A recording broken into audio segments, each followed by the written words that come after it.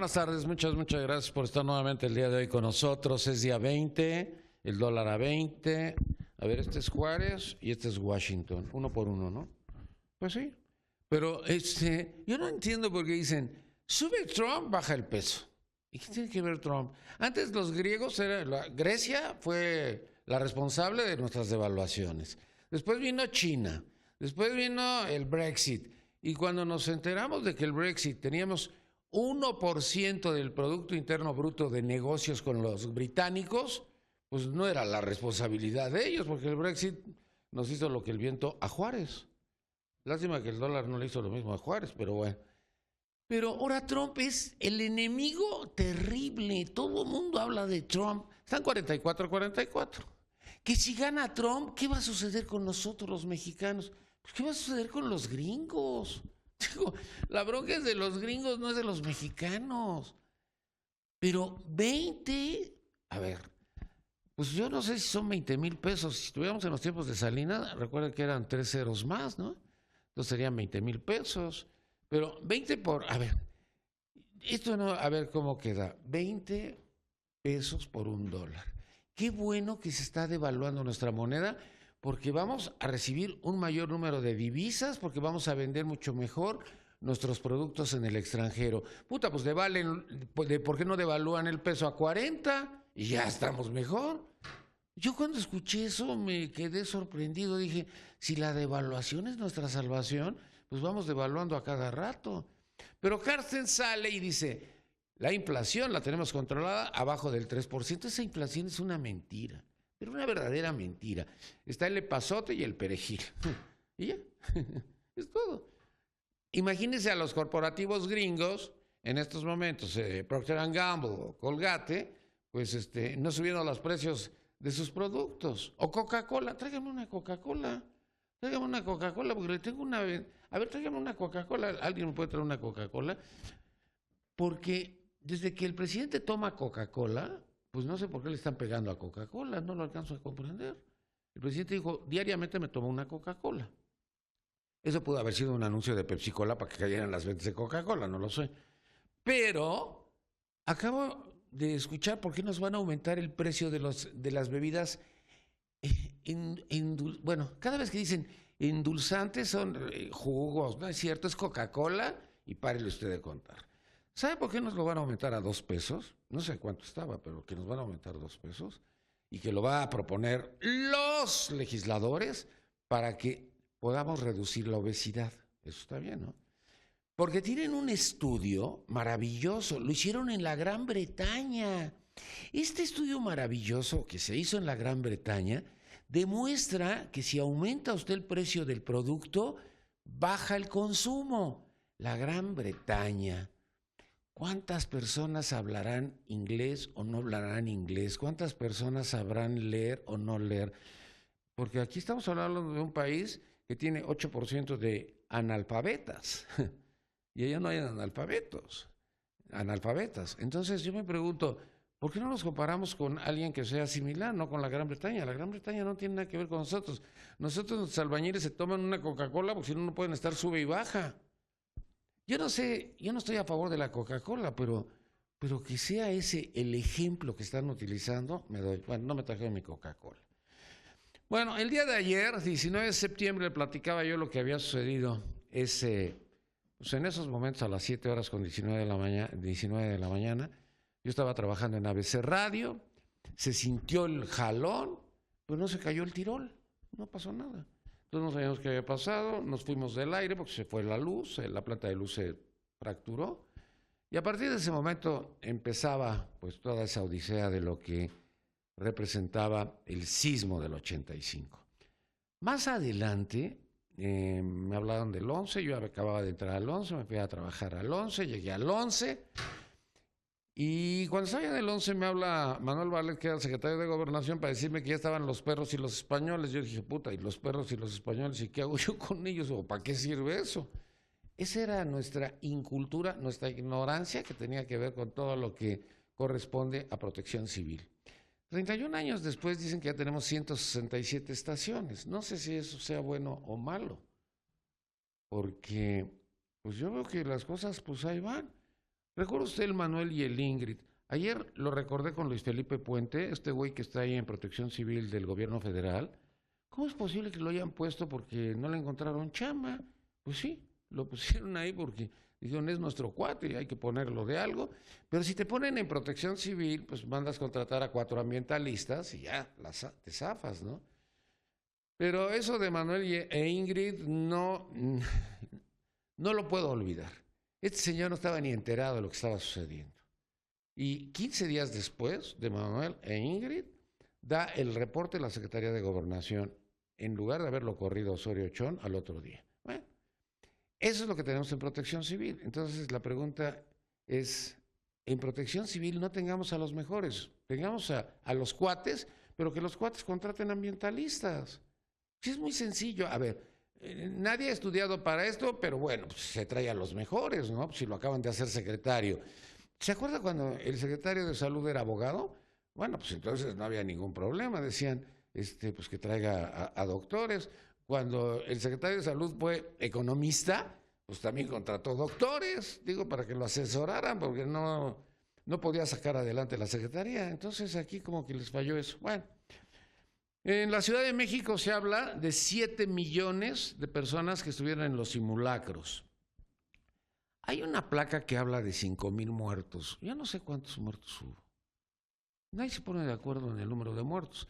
El número de muertos se cuenta, ¿no? Pues hay tantos muertos y ya. Y podían ser 5,347. No sé por qué tienen que ser 5,000. Y otros que estaban mencionando 8,000. Ayer le comentaba yo que la gente estaba muy preocupada y angustiada cuando tronó Locatel, y en ese momento nos hablaban y nos decían que pasáramos la fotografía de sus seres queridos al aire, porque ahí en el parque de béisbol Delta, del Seguro Social, había ya 3,000 muertos. Podían ser 2,000 o 3,000, era lo mismo. Y pues buscando ahí entre los cadáveres a sus seres queridos no los encontraban. Esto era terrible, era como muy, muy, muy dramático, pero pues ya sabe usted, Miguel de la Madrid escondido, Ramón Aguirre, que era el regente, junto con su esposa robándose lo que nos mandaban de Suiza, y 72 horas después apareció Miguel de la Madrid. Y pues junto con Alfredo del Mazo, que era el gobernador del Estado de México, se echaron un rollo. El rollo no decía absolutamente nada. Yo creo que fuera de Plácido Domingo, que fue fenomenal su trabajo, porque no le interesó su garganta, no le interesó su voz, y se fue a meter a Tlatelolco con todo el polvo, la tierra y lo que había sucedido y lo que había pasado. Yo creo que el héroe nacional en ese momento era Plácido Domingo para todos los mexicanos. ¿Qué sucedió a través de la televisión? Bueno, pues a través de la televisión y de la radio no sabíamos qué hacer, porque pues éramos unos ignorantes en todo esto. Ayer Claudia en las redes dice, Nino Canún habla de las toallas femeninas. Sí, lo de las toallas femeninas parece menor, pero yo creo que es muy importante que cuando estábamos transmitiendo en el Canal 11, pues nosotros estábamos ya consiguiendo agua suficiente. Todo el mundo regalaba botellas con agua y esa agua iba inmediatamente hacia donde se podía, hacia donde los taxistas la querían llevar, porque no había otra manera de enviar ese producto. La otra era, pues, en Paseo de la Reforma, ver a los señores que estaban con corbata. No eran los topos aparecen yo creo que después, pero pues, con corbata quitando piedras. Y me quiero imaginar que eran los empleados bancarios. Ya después aparecen los topos y, bueno, pues, obviamente empieza la leyenda de ellos. Pero había muchas cosas que como que no las podíamos encuadrar, ¿no? Y era todo esto que pues decíamos en la televisión, oiga, pues faltan toallas femeninas y no sabemos qué hacer, pues ¿y qué? ¿Dónde las conseguimos? Y llegó este tráiler de Kimberly Clark, mandado por Claudio X González, papá, a quien yo no conocía, ni siquiera sabía de esto, y me dijeron, pues ahí está lleno de cótex para que se distribuyan. Los regalaron las otras estaciones de radio, porque les avisé luego de que teníamos muchos cótex. Y él pedía que no apareciera ni su nombre, ni Kimberly Clark, ni el nombre de Cótex. O sea, nadie quería utilizar a nadie. Esto es importantísimo. Yo creo que lo de los héroes anónimos era pues lo más interesante de todo esto. Cuando me manda a llamar Manuel Bartlett y Miguel de la Madrid para darme ese Premio Nacional de Periodismo por mi trabajo, de que había estado desde las 7 de la mañana hasta las 11 de la noche en Canal 11 sin cortes, no lo acepté. Y no lo acepté porque yo no fui héroe anónimo, yo no tenía nada que hacer. Los héroes anónimos eran los que realmente se habían pues fajado para estar sacando vivos a una gran cantidad de personas, o por lo menos mover los escombros. Ayer le platicaba que cuando me dijeron que necesitaban una grúa pluma, yo dije, ¿y eso qué es una pluma grúa, una grúa pluma? No entendí. O sea, era el desconocimiento absoluto de parte de nosotros y de parte de las autoridades. La Secretaría de Seguridad Pública en ese momento, pues le pedíamos información y estaba pues en babia, no sabían qué decirnos, no sabían qué contestarnos. Bueno, esto fue en aquel entonces. Se habla de 5,000 muertos. Mire, los heridos no sé cuántos fueron, pero los heridos a lo mejor muchos pues se fueron a sus casas o se fueron a hospitales privados o lo que usted quiera, y entonces se pueden cuantificar. Se puede dar un número aproximado. Pero el número de muertos siempre ha estado entre 5 y 8,000. Si no fue culpa ni de Miguel de la Madrid, ni de Ramón Aguirre, ni de Alfredo del Mazo. Fue un fenómeno. Y este fenómeno, bueno, pues nos pegó durísimo. Y nos pegó durísimo porque fue a las 7 de la mañana con 19 minutos. Otros decían que si hubiera sido un poquito más tarde hubiera sido todavía más terrible porque ya los burócratas estarían trabajando. El caso de la Secretaría de Industria y Comercio se vino para abajo y bueno, pues no sé cuántas personas hubieran muerto ahí. Pero bueno, ahí está todo esto y pues se habla de muchas otras cosas. Hoy casi no hubo información. Si usted ve, la información es mucho menor. Como que necesitamos un sismo para que todos nos impactemos, pero pues ya sucedió lo del sismo, ya lo del simulacro, no sé si usted lo tomó en serio, si le valió un soberano bolillo o qué es lo que haya sucedido. Pero yo estoy muy contento, porque no ganamos medallas, y recuerda usted que el amigo del presidente que está al frente de la CONADE, Alfredo Castillo, dijo que esta era culpa de Vázquez Raña para acá, o sea, de todos los que han estado al frente del deporte, y sí es cierto, ¿no? Pues nadie le ha prestado atención, a nadie le importa el deporte. Los maestros de educación física ni son maestros de educación física porque lo único que hacen es 1, 2, 3, 4, 5, ya, con eso ya parece que con eso ya cumplimos. Pero ganamos una medalla, deberíamos de ponernos contentos. El día de ayer ganamos el premio Estadista 2016, se la lleva Peña Nieto. Lo que no pudo ganar Alfredo Castillo ya lo ganó Peña Nieto. Estadista 2016, debemos estar orgullosos, emocionados y contentos. ¿Se acuerda de las marchas de renuncia Peña? Pues ahora debíamos decir, no renuncies Peña, pues ya es el estadista del 2016. ¿Qué pasa con estos reconocimientos y con estos premios y con esto de los migrantes y no migrantes y que si vamos a aceptarlos? Nosotros siempre hemos estado de brazos abiertos. ¿Recuerda usted cuando lo de Pinochet? Pues los chilenos llegaron aquí a México. Pero llegaron a México porque se les recibió con los brazos abiertos a los españoles en los tiempos de Franco. O sea, nunca ha habido ese problema de lo que se ha dicho constantemente de que nosotros a partir de este momento le abrimos la puerta a los migrantes. No es cierto. Mi papá no nació aquí, y pues digo, cuando llegaron en un barco que venían en la parte de hasta abajo, porque venían de Europa. Entonces le decía, ¿por qué venías ahí? Que era tercera clase, y me dijo, porque no había cuarta, güey. Entonces, era gente muy fregada, ¿no? La que llegaba y pues podían entrar. Entonces, lo de la migración nunca ha sido nuestro problema, ni hemos tenido problemas con ello. ¿Qué pasa con los centro y sudamericanos que van con rumbo a los Estados Unidos? Entrar a los Estados Unidos no es lo difícil, cruzar México es lo difícil. Aquí es lo complicado. Aquí a las mujeres las tienen que estar viola y viola y viola en cada garita que las van parando, y entonces tienen que traer su parche, porque si no, pues van a terminar embarazadas cuando lleguen a los Estados Unidos, si es que llegan. Y si no, si se quedan en Tijuana, o si se quedan en Matamoros, o en Ciudad Juárez, o en alguna parte de la frontera, bueno, pues obviamente no las vemos como extranjeras. Decían los de la Secretaría de Gobernación que cuando veían a una persona le decían, a ver, párate, el himno nacional. Si el cuate sabía el himno nacional, no era mexicano. Si se sabía nomás la primera estrofa, sí era mexicano. Entonces, esto era cierto. Yo creo que en Centroamérica se echaban todo el rollo de aprendérselo para que si los llegaban a detener decían, me sé el himno nacional, güey. Bueno, pues ni los cantantes mexicanos se lo saben. Pero bueno, pues ya está el 20 y cayó Trump y Trump y Trump es el culpable. Si Trump es el presidente, pues es una bronca de los gringos, no es nuestra. A ver, este 26 de septiembre es el primer debate. ¿Qué pasa en un debate 1-1? Pues es un debate maravilloso, porque no hay derecho de réplica. Cada quien tiene su tiempo para proponer y para responder. O sea, es muy sencillo un debate de dos, ¿eh? Es lo más sencillo que hay. Se necesita nada más un moderador y ese moderador pues va cediendo la palabra, pues no tiene vuelta de hoja eso. Y aquí en nuestro país pues tenemos que llevar a 10 güeyes para hablar de que son candidatos a la presidencia de la República y bueno, pues es un verdadero problema. Ahora se piensa, con lo que dijo el INE, de que a partir del 2018 nosotros vamos a escoger a los 3 candidatos que tengan posibilidades, ¿no? Y si usted está hablando de 3 candidatos, pues es más fácil llevar a cabo el debate y es más interesante, porque lamentablemente no sabemos hacer debates. Bueno, ya está lo de el día 26 de septiembre.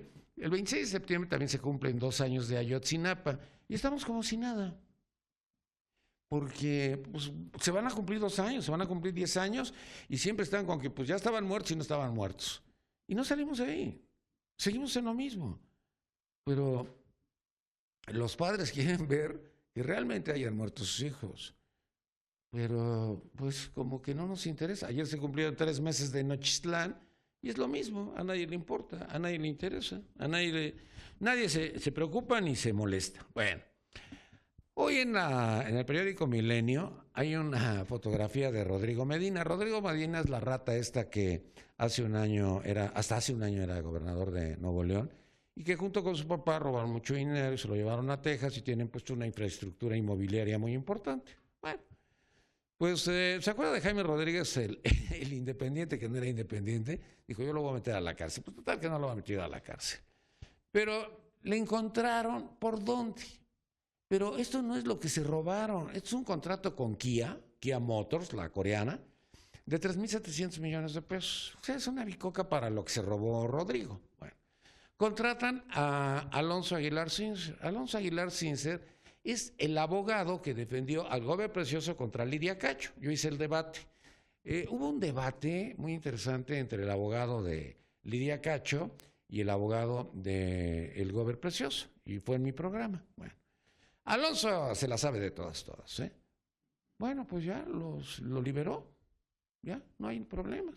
Pero ayer Ernesto Canales, que es el zar anticorrupción o el encargado de la anticorrupción allá en Nuevo León, dice que el culpable de todo esto es Medina Mora de la Suprema Corte de Justicia, que él estaba enterado de todo, estaba informado de todo y que seguramente pues salpicaron para allá. ¿Qué le parece?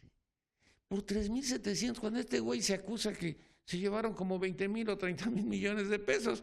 Bueno, pues ahí viene en el periódico Milenio su fotografía y dice, la apelación del zar me la pela.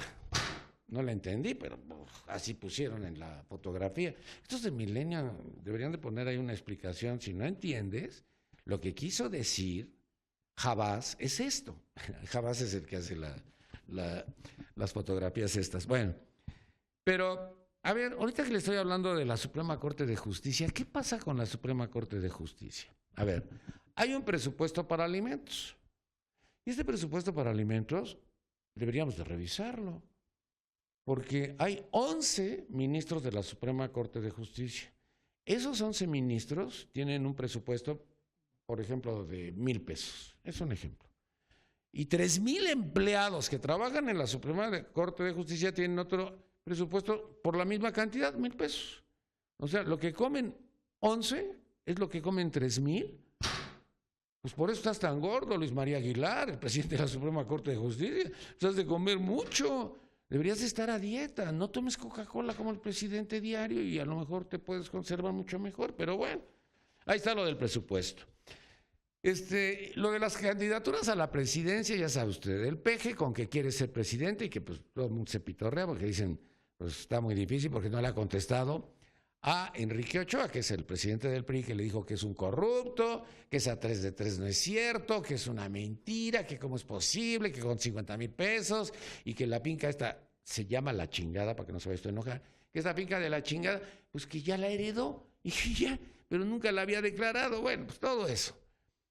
Entonces, yo no sé si el peje vaya en la tercera es la vencida o a lo mejor ya ni llega. Pero Margarita Zavala sí, se le ocurrió algo maravilloso.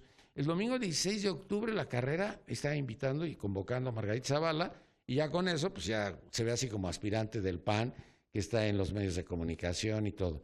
Yo quisiera decir a los panistas que no va a ser Margarita, que no va a ser Ricardo Anaya, que no va a ser Rafael Moreno Valle, perdón. Rafael Moreno Valle, que va a ser José Antonio Meade. ¿Por qué José Antonio Meade? Pues es muy sencillo. ¿Quién puso a José Antonio Meade? En la Secretaría de Hacienda y en la Secretaría de Energía. Primero en la Secretaría de Energía lo puso Felipe Calderón. Cuando sí saca a Cordero para hacerlo candidato a la presidencia de la República y pierde ante Josefina Vázquez Mota, lo pasan a la Secretaría de Hacienda. Llega Peña y se lo lleva de canciller, después lo hacen secretario en Sedesol y ahora es el secretario de Hacienda. Entonces el PRIAN está feliz porque pues, por primera vez va a haber una alianza entre ellos. O sea, yo no creo que vaya a ir el PAN con el PRD, con José Antonio Meade, pues si ya tienen candidato. Bueno, y por el otro lado, esto de los recortes a todos nos debería de preocupar. Pero el doctor Narro está muy contento en la Secretaría de Salud. Dice que él sí es responsable. Yo no sé si tiene que ver con lo de Mancera, porque Mancera dijo que estaban ahorcando a la Ciudad de México por el fondo de capitalidad de 4,000 millones de pesos que le están recortando. Y el secretario de Salud dijo que pues a él le recortan el 10.8, pero que él es responsable. ¿Qué te pasa? 10.8 es un chorro de lana. Imagínate, el pobrecito ¿cómo se llama este güey? El director del Seguro Social, Miquel Arriola, pues va a robar menos porque él tiene que hacer la compra de los productos o de los medicamentos. Se llama compra consolidada. Y entonces la hace con el ISSSTE y la hace con el sector salud. Y para que salgan más baratos y se dé una sola comisión, dicen los de Pfizer y los de Lilly, que es muy sencillo porque así nomás le pagan a uno la comisión y ya, pues no tienen mayores broncas. Pero el 10.8, pues ¿a quién le va a pegar? ¿A los más fregados? ¿Le va a pegar a los diabéticos? ¿Le va a pagar a quién? Porque si le van a reducir, pues a poco va a haber menos medicamentos o menos hospitales. Bueno. Y lo del SAT, esto del SAT a mí me tiene muy preocupado. ¿Se acuerda que había 8,000 y pico de miles de millones de pesos que habían perdonado? Pues ya salió que los principales es Volkswagen. ¿Por qué Volkswagen? Si Volkswagen no hay ningún servidor público, es una empresa alemana. Uno se pregunta, ¿por qué Volkswagen? Decían Televisa. No, Televisa fue antes, cuando iba a empezar el SAT, les perdonaron 3,000 y pico de millones de pesos. Y entonces todo el mundo dijo, oh, qué friega.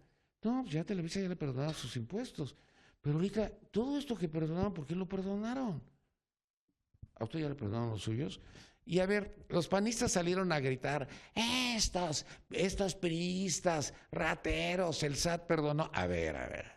Cuando estaba Fox, vendieron Banamex y había 12,500 millones de dólares que se tenían que pagar al fisco. Y Francisco Gil Díaz se los robó. Es el de la Telefónica. Y nadie dijo nada. Y yo creo que pues ahí Marta, la de Fox, pues le entró a la lana porque pues como si nada. Y esos 12,500 millones de dólares nunca llegaron a las arcas de este país, ¿eh? Entonces nos rasgamos las vestiduras con los priistas, pero no nos acordamos de lo que hicieron los panistas. Y ahora que lleguen, pues no creo que vaya a llegar, ¿verdad? Si llega el de la tercera es la vencida, bueno, pues ¿qué va a pasar? Imagínese Trump en Estados Unidos y el peje aquí en México, para su madre. Sálvese quien pueda, van a decir por ahí. Bueno, conste que hay un invitado de Morena, ya no quiero seguir hablando. Mañana hablo de lo de Morena, porque si no me va a agarrar este güey a trancazos. El día de hoy vamos a platicar de los sismos y nos acompaña el doctor Jorge Luis Ayala Gutiérrez de Cruz Roja Mexicana. Jorge Luis, mucho gusto y muchas gracias. Hace 31 años, ¿qué pasa? ¿Qué sucede? ¿Y qué ha acontecido a lo largo de estos 31 años? Pues bueno, la Cruz Roja Mexicana yo creo que en una suma de esfuerzos de diferentes instituciones y principalmente en la capacitación de nosotros, pues seguimos preparándonos para un fenómeno perturbador de esta naturaleza. Te puedo decir que lo poco que recuerdo, porque yo tenía 7 años en ese entonces, yo salí damnificado, vivía cerca de Puente de Alvarado, ¿Te tocó? ¿Te tocó a tu familia? Sí. ¿Les tocó? Sí. Ajá. Y sin querer, gracias al mismo movimiento de la Cruz Roja y que yo iba a acabar estando dentro de la Cruz Roja, pues recibí una aportación para tener un inmueble y pues ahora me encuentro dentro de la Cruz Roja, ¿no? El mismo destino me regresó a la Cruz Roja. Entonces yo te puedo decir que en ese entonces y comparativamente al día de hoy la formación que nosotros brindamos... O sea, no sabíamos nada en ese momento. Pues no. No teníamos ningún conocimiento, nadie. No. Al día de hoy yo creo que ya se tiene una cultura y se está generando una prevención, pues con la ayuda de diferentes instituciones para que estemos prevenidos o preparados, tratar de estar preparados para un evento de esa magnitud. Y recordemos que en la Ciudad de México los sismos llegaron para quedarse. Así es, aparte pues vivimos en un subsuelo donde... ¿Perdón? Vivimos en un subsuelo donde las placas tectónicas se mueven demasiado. Bueno, pues nada más de recordar lo de hace 31 años. Fíjate que alguien decía, si tienes 40 años, pues es tu caso, pues eras un pequeño en ese entonces, ¿no? Sí. Más o menos, porque pues, tendrías 9 años, 10 años, 12 años. Pero, bueno, y los que lo vivimos y lo sufrimos, yo me acuerdo que fue espantoso, fue terrible. Yo creo que este fenómeno no afectó a la Ciudad de México, afectó a la República Mexicana. A todos nos pegó, a todos. También nos acompaña el día de hoy Luz Alicia Lozano Zárate, secretaria general de la Asociación Mexicana de Urbanistas. Luz Alicia, mucho gusto. Hola, Aldino, ¿cómo estás? Mucho gusto, gracias por invitarme, gracias a tu audiencia y me siento muy contenta de estar aquí. ¿Qué pasó? Fíjate que para mí los sismos también fue muy duro. Mi papá se encontraba en un hospital público en aquel momento, que te decía que salían las charolas y los carritos con las comidas disparados por las ventanas y bueno, de alguna forma sí nos tocó vivirlo, bendito sea Dios. A nosotros en lo personal en casa no tuvimos mayor situación, pero bueno. ¿En qué colonia vivías o en qué delegación? En Miguel Hidalgo. Ajá. Sí, sin embargo, sí podíamos, sí nos pudimos percatar. Mi hermana trabajaba en el centro, vio cómo se desmoronaban. Ah, bueno, a ella le tocaba. Sí, vio cómo se desmoronaban edificios y de alguna forma, en aquel entonces yo estudiaba urbanismo. Hicimos algún recorrido inmediato con las gentes de la UNAM y era impresionante, Nino. A ustedes se les llamaba para las evaluaciones. No reconocías insurgentes. Era totalmente irreconocible. Te parabas en cualquier calle de Insurgentes y decías, ¿dónde estoy? A ver, cuáles son los hitos, cuáles son las relaciones que se tienen en esto. Impresionante. Me acuerdo que en la calle de Colima, en Colima, hacia donde está la plaza de Río de Janeiro, un edificio se volteó totalmente con cimentación. O sea, era un edificio cuadrado y tú veías la cimentación expuesta. Impresionante, cosas que nunca te imaginaste ver. Pero lo que a mí más tristeza me da es que después de 31 años no nos ocupamos de esto. La reflexión después de 31 años. ¿No tenemos memoria? Creo que no. ¿Y sabes por qué? Porque en ese momento tuvimos un evento puntual que era un sismo, ¿sí? Sin embargo, nos hemos podido percatar y hemos visto alrededor del mundo que no nada más un evento como esos te puede devastar. Hemos visto tsunamis, ¿sí? No precisamente aquí en México, pero sí los hemos visto. Hemos visto tsunamis, vimos lo de las Torres Gemelas, que también fue devastador. Sí, vemos, y me voy a una situación cotidiana que tampoco vemos, los asentamientos irregulares, Nino. Tenemos asentamientos irregulares que cada día crecen más y más, que crecen junto con la pobreza y que nadie los detiene. O sea, nadie se preocupa por todas estas gentes que no tienen dónde vivir y que ahorita que tenemos lluvias, que bueno, tampoco ha llovido mucho este año, ¿sí? Pero ¿cuánto no has recordado cuando vienen las grandes lluvias y vienen los desbordamientos de los ríos, los desbordamientos de montañas, ¿sí? De cerros, y cuánta gente no se queda atrapada y muerta en esos momentos? Y yo te preguntaría, ¿qué hacemos para prevenir? Aquí el sismo no se puede hacer nada, la prevención es la cultura. Claro, sí, y entonces ese es el punto. Cuando no tenemos, como no tenemos cultura, no prevenimos. Entonces, en aquel entonces hablábamos de 5,000 a 8,000, como tú lo dijiste hace ratito. Yo leí ayer cifras que decían 6,000, pero que tampoco tenían una situación precisa. Pero yo creo que cuando uno es de tu familia, aguas. ¿Sí? O sea, podrán ser 1,000,000, pero uno que sea de tu familia y que te toque es importantísimo. Mira, tsunami que hubo en Japón recientemente, el dueño de Yakult nos contrató en el programa para invitar a los japoneses a hablar de lo que es un tsunami. Y entonces nos platicaron de la famosa bolsa que dejan ellos a la salida, que es la bolsa de salida que tiene pues lo que es importantísimo para la emergencia, lo básico. Bueno, y entonces decíamos, ellos tienen esa cultura. Fíjate que yo los veía muy tranquilos, porque han nacido en este mundo de los tsunamis y saben afrontarlo. Claro, bueno, también te comento, hay especialidades, ¿sí?, en riesgos, hay especialidades en desastres, no aquí en México. No aquí en México, desafortunadamente. Yo sí quisiera que de alguna forma tuviéramos esa conciencia que no estamos teniendo. ¿Por qué? Porque una catástrofe no nada más se va a dar por un sismo, Nino, sino que se puede dar por muchas cosas y siento que no estamos haciendo conciencia. Oye, yo me acuerdo en Monterrey que decían que ellos no tenían esos problemas de los sismos ni de los huracanes. Y cuando el río Catarina se inundó, mira la cantidad de muertos que hubo. Con Gilberto. Porque no estaban preparados para eso. Tampoco, entonces, y seguimos, y te repito, a mí me preocupan mucho los asentamientos irregulares. Claro. Dios no lo quiera, y también va a haber muchos muertos. ¿Y tú sí le sabes a esto? Pues sí, definitivamente. Digo, la verdad. Pero no hay normas, no hay aplicación, no hay vigilancia, ¿sí? No hay prevención. Nos falta, creo que, mucho tramo. Pues estamos viendo los permisos que dieron aquí en esta delegación Miguel Hidalgo para ponerle 4 pisos o 5 pisos más a los edificios.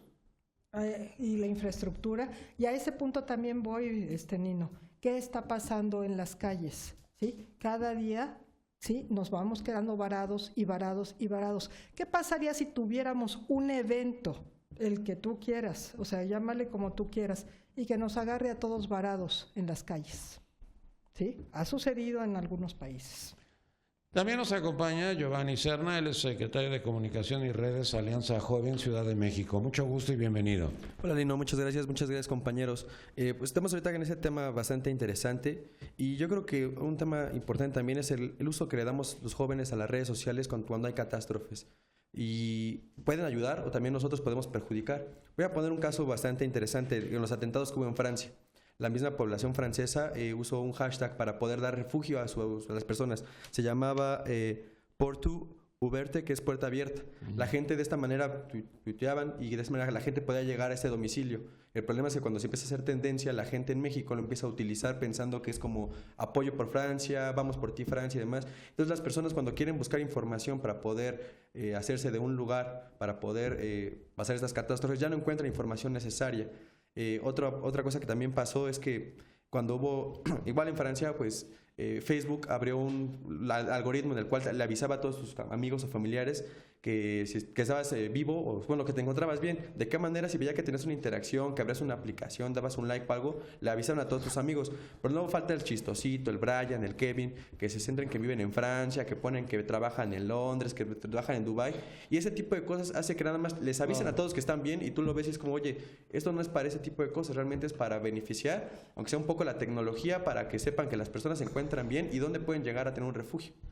Fíjate que te voy a comentar lo que nos sucedió a nosotros. La telefónica toda estaba aquí en las calles de Victoria. Entonces viene el sismo y nos quedamos mudos. No había líneas telefónicas ni de entrada ni de salida.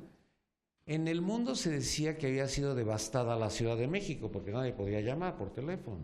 No teníamos manera de comunicarnos a nuestros hogares, por ejemplo, los que habían salido temprano, para preguntar cómo estaban en tus hogares y también para preguntar cómo estabas tú, que estabas afuera de tu hogar. O sea, no había nada, estábamos como aislados, no teníamos, no sé, como que fue todo muy, muy difícil, muy complicado para la comunicación, porque decían, siquiera deja dicho dónde vas, porque no había manera, no había ningún medio. Exactamente, cuando se caen las redes, ahorita tocaron el caso de Japón con los tsunamis. Sí. Ellos crearon ahorita un algoritmo que se llama Lifeline, que es en la que te va a mandar noticias, aunque no tenga servicio ni de telefonía ni de internet, van a buscar la manera de cómo por medio de los dispositivos móviles te van a estar mandando noticias relevantes de tsunamis o sismos para que se pueda prevenir este tipo de cosas. Esto nada más ahorita se ha aplicado en Japón, bueno, porque ellos tienen la tecnología para poderlo aplicar. Igual hay otra cosa que se llama Red Maya, que es... Pero espérame tantito, lo de Japón lo podemos aplicar nosotros sencillo, porque ellos ya lo viven a diario, sí, claro. Y sería muy fácil para nosotros la aplicación a través de la Secretaría de Comunicación y Transportes, o a través de la Secretaría de Gobernación, o a través de Protección Civil. Perdón. No, sí, claro, el problema ¿La Maya qué es? Hay una cosa que se llama Red Maya, que es en la que se van interactuando cada dispositivo tiene una pequeña vibración, entonces van sacando como frecuencias. Entonces esa frecuencia se va como, yo estoy aquí en un punto, otra persona está en otro punto, y como que es una pequeña interconexión chiquita, o que sea muy pequeña, pero por la vibración del teléfono. De esta manera como que todos se van llenando de información, es para que puedas revisar mínimo, estoy vivo, sálvame, estoy atorado en tal lugar. El problema es que la infraestructura en México, la implementación de tecnología, la brecha digital tan grande que hay, estos grandes como asentamientos que están diciendo hace que esta comunicación sea muy complicada y que realmente cuando hay una catástrofe tan grande no haya alguna solución tan rápida y que realmente las personas que se dedican a esto, como aquí el compañero que tenemos de los Topos de México, la Cruz Roja y demás paramédicos, tengan que estar en esos momentos viendo qué pueden hacer para poder salvar más vidas. Bueno, también nos acompaña por parte de los Topos Roberto Hernández, presidente de Rescate Topos México. Roberto, mucho gusto. Tu micrófono. Mucho gusto. ¿Qué pasa? ¿Qué sucede con los topos? ¿Qué representan los topos para nuestro país? Pues sí, tuvimos una destacada labor como organización que nos tocó las labores de rescate. No somos héroes, somos un eslabón de una cadena en donde a nosotros nos tocó rescatar a las víctimas, pero hubo quien puso el dinero para el equipo, hubo gente que dio para la comida, a nosotros nos tocó rescatar a las víctimas, se fueron al hospital y ahí tuvieron la atención, o sea, ocupamos un espacio. Actualmente estamos haciendo otros, no podemos vivir lo que se pasó hace 31 años. ¿Ahorita qué hacen? ¿Qué representan los topos en estos momentos? ¿Ayuda internacional o qué? A nivel internacional seguimos siendo una organización de rescate. Ahorita estamos haciendo lo que se llama la gestión de riesgos, que es algo totalmente diferente y que desafortunadamente todavía no le ha caído el 20 a las autoridades, que es prepararse precisamente para que no sucedan las tragedias. No podemos evitar el sismo, pero sí podemos evitar que nos haga daño.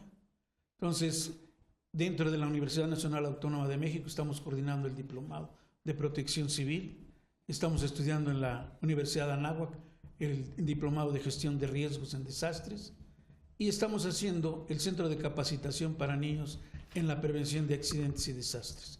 Este es un centro a donde los niños llegan y aprenden qué es lo que se tiene que hacer antes, durante y después de un sismo, qué hay que hacer en un incendio, cómo se opera un extintor, cómo se da reanimación cardiopulmonar y también se enseñan valores.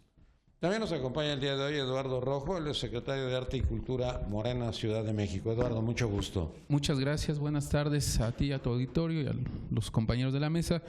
Y bueno, decía Carlos Monsiváis, decía que de los escombros del terremoto nace la sociedad civil, ¿no? O emerge una parte de esta sociedad civil. Es terrible que en este país se tengan que dar este tipo de catástrofes para que pareciera que empezamos a despertar, para que entendamos que el país no está bien, que nos tenemos que unir, que tenemos que ser más conscientes socialmente y que a partir de eso fue como un intento, ¿no? Hubo un pequeño despertar, se hicieron varias organizaciones, como que el México democrático parecía que iba a avanzar y nos quedamos estancados otra vez en el olvido en algún momento de esta historia, ¿no?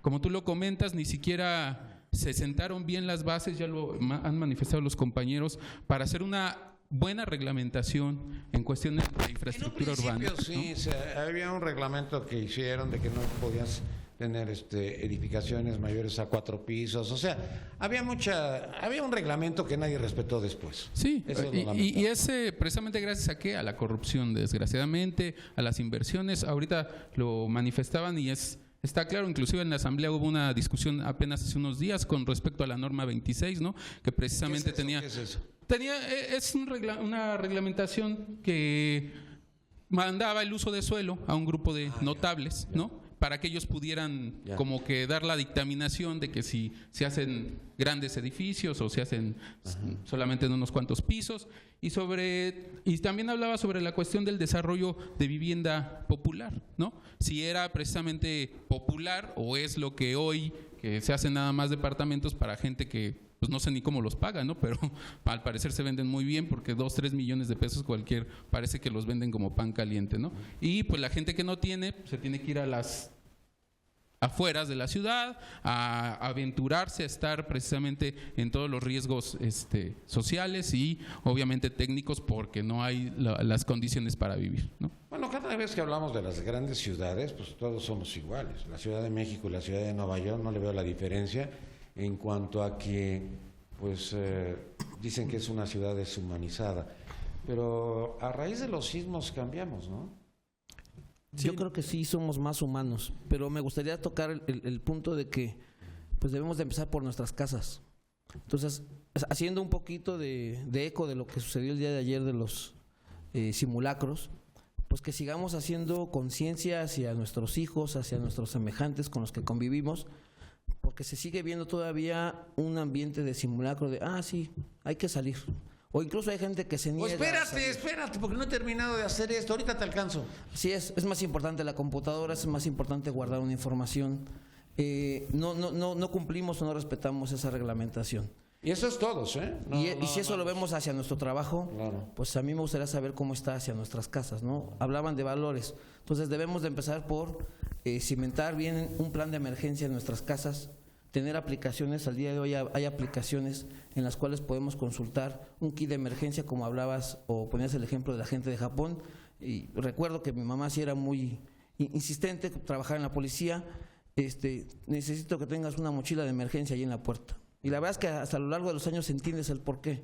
Si eso lo vamos replicando, si nos concentramos en tener un lugar fijo donde nos debemos de reunir, independientemente de la situación que ocurra, yo creo que poco a poco las cosas van a ir mejorando. Eso se dio hace 31 años porque no teníamos la comunicación que hay en estos momentos. Así es. Porque como pues todos estábamos sin teléfono, no teníamos con quién hablar ni cómo hablar, y pues no había celulares, no existían, y pues eran los teléfonos comunes y corrientes que había en tu casa, si es que tenías teléfono en tu casa.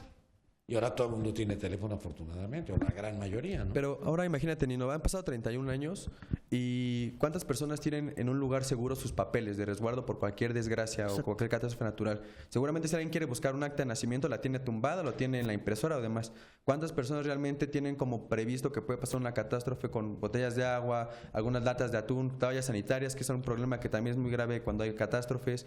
Y a lo mejor dicen, sí tengo un botiquín, el botiquín que me venden en la farmacia. Pero realmente tu botiquín realmente te va a salvar en una catástrofe, o solo tienes gasas y tienes alguna alcohol y un curita, ¿no? Entonces ese tipo de cosas también pues dañan bastante. En las escuelas, ¿qué es lo que estamos viendo desde pequeños?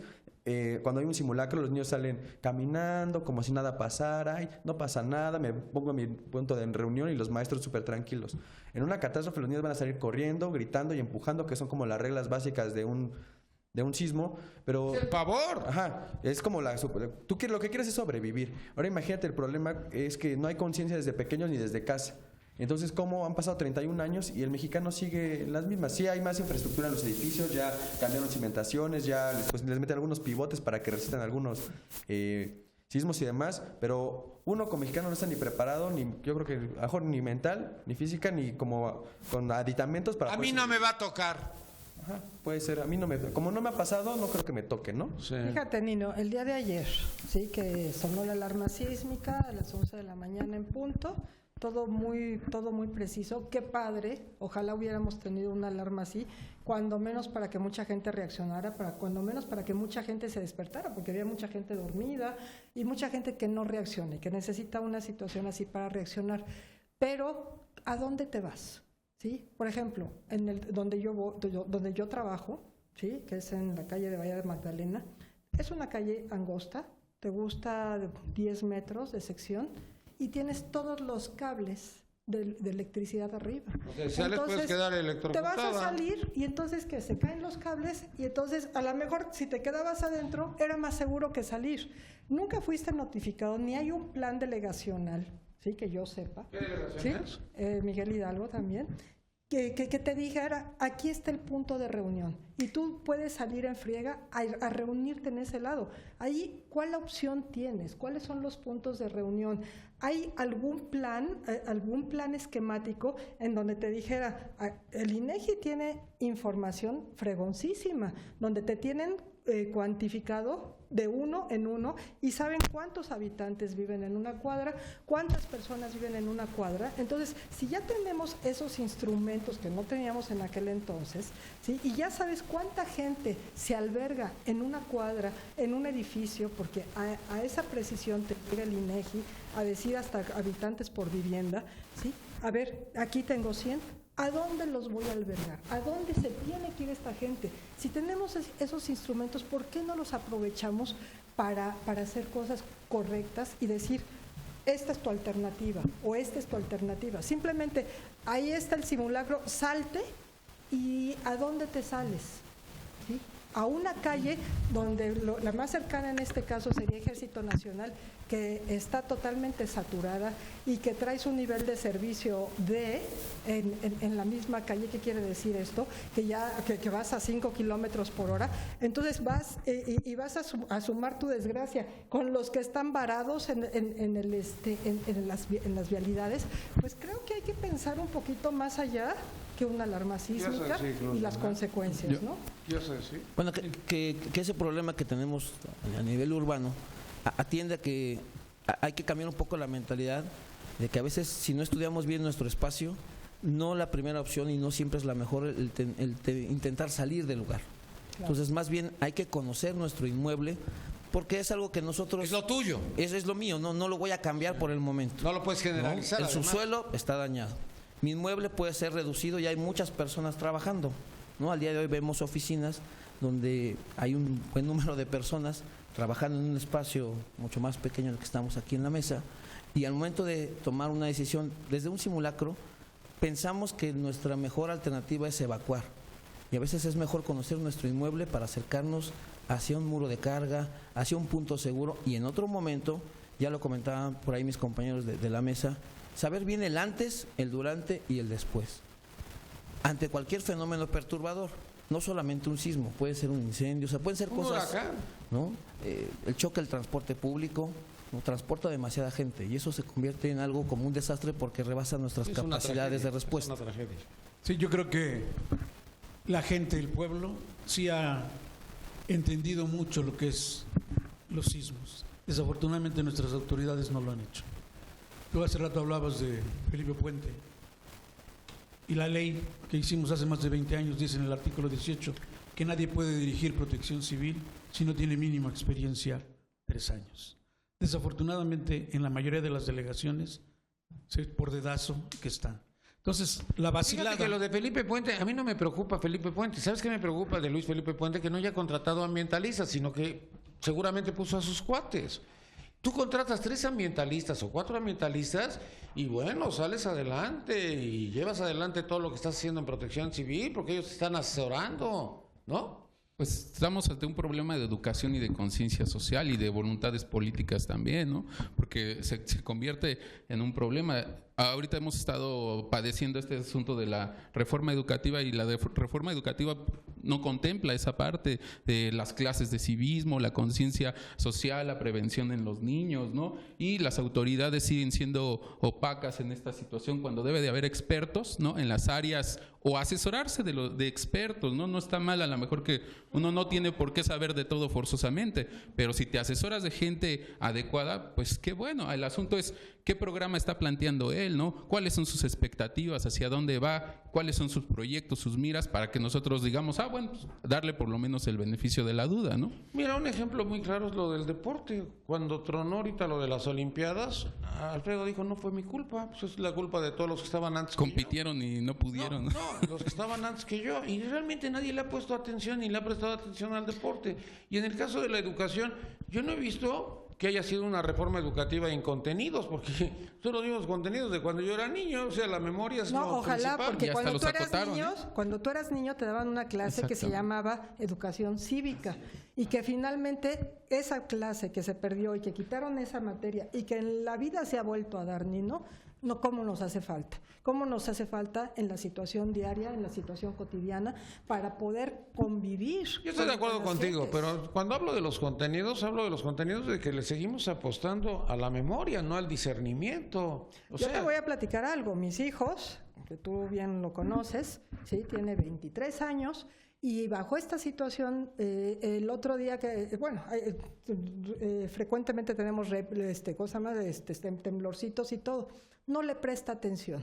Por más que yo trato de hacerle conciencia y decirle, mira, sabes que en el sismo del 85, como no lo han vivido, entonces ya tenemos una generación de jóvenes que no tienen la conciencia. oye, es lo mismo de real la lo que Revolución está Mexicana. A pasando. mí cada vez que me platicaban de la Revolución Mexicana dije, pero si ni mis papás habían nacido, no friegues. O sea, como que no me entraba el 20 o no me caía el 20. pero Ahora sí me también- cae el 20 porque está 20 por 1. Pero- Lo que dice aquí el compañero es muy importante, porque finalmente yo también coincido con él en donde dice, se empezó a despertar un conjunto de conciencia democrática. Pero te digo una cosa, hoy por hoy volvemos y vivimos en el país de no pasa nada. Vivimos al día, en la noticia del día, nos alarmamos, decimos, wow, qué bueno que no me pasó a mí, ¿sí? Porque eso es lo que nos importa hoy por hoy.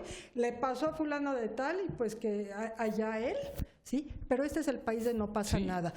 Tú lo dijiste, Nos Nino. roban y nos roban y nos roban y vemos cómo desfalcan y sacan todo del país y no pasa nada. Perdónalo usted. Sí.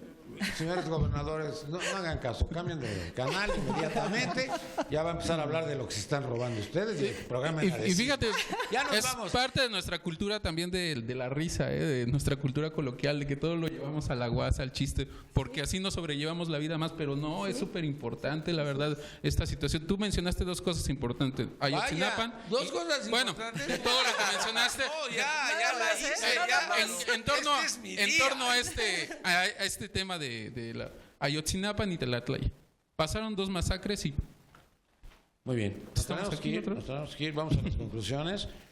Doctor Jorge Luis Ayala Gutiérrez, conclusión, comentario final. Pues rápido, al día de hoy la Cruz Roja se preocupa por salvar vidas. ¿Y cómo salvamos vidas? Pues cambiando mentalidades. Entonces yo creo que si empezamos a cambiar esas mentalidades, si nos asesoramos y capacitamos, yo creo que podemos cambiar mucho. Entonces los invitamos a que se capaciten con nosotros. La secretaria general de la Asociación Mexicana de Urbanistas sabe mucho más de lo que nosotros imaginamos. Ella, porque es muy modesta, no ha hecho más comentarios, pero bueno, despedimos a Luz Alicia Lozano Zárate. Conclusión. Gracias, Nino. No, mira, como comentaba aquí el compañero de la Cruz Roja, que es importante, hay que conocer nuestra casa. Pero yo les quiero decir, nuestra casa también es nuestra ciudad. Nuestra casa también son las ciudades, las calles, también es el entorno, también son nuestras escuelas, es nuestro trabajo. Todos estos lugares son nuestro trabajo, son nuestra casa. La forma de desplazarnos, nos estamos desplazando en nuestra casa. Entonces, ¿cómo es posible que no tengamos la conciencia, como tú bien lo dices, de cuál es nuestra casa? Nuestra casa no nada más son las cuatro paredes, nuestra casa es la ciudad.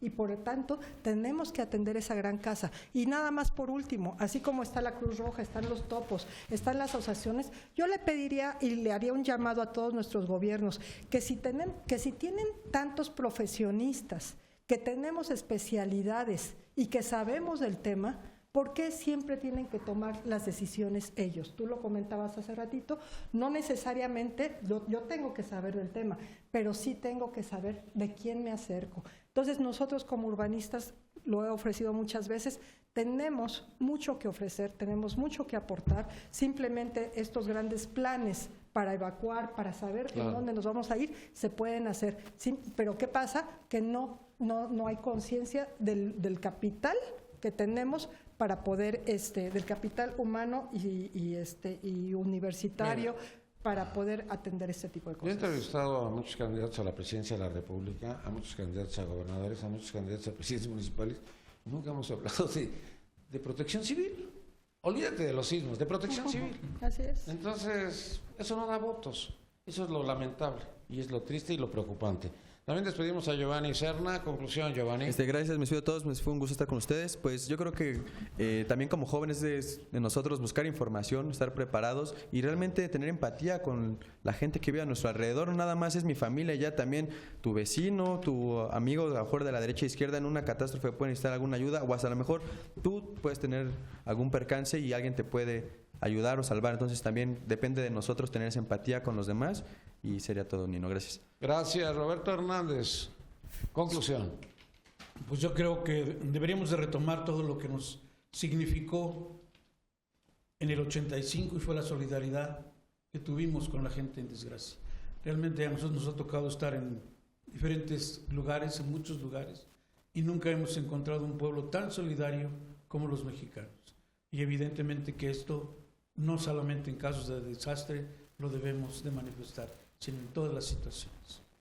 Muchas gracias, Eduardo Rojo. Conclusión. Pues no esperar a que pase una catástrofe nacional, así una catástrofe como son los terremotos, los ciclones, los tsunamis o cualquier tipo de cosas para que la sociedad despierte, ¿no? Sino que tenemos que tomar conciencia, los que están al frente del gobierno tienen que ponerse más las pilas, ¿no?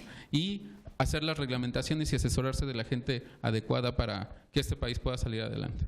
Muy bien, mucho gusto, muchas gracias. Gracias, gracias, gracias. Gracias, muchas gracias. Muchas gracias. Buenas tardes, muchas gracias por habernos acompañado el día de hoy. Me despido de usted, mi nombre es Nino Canún.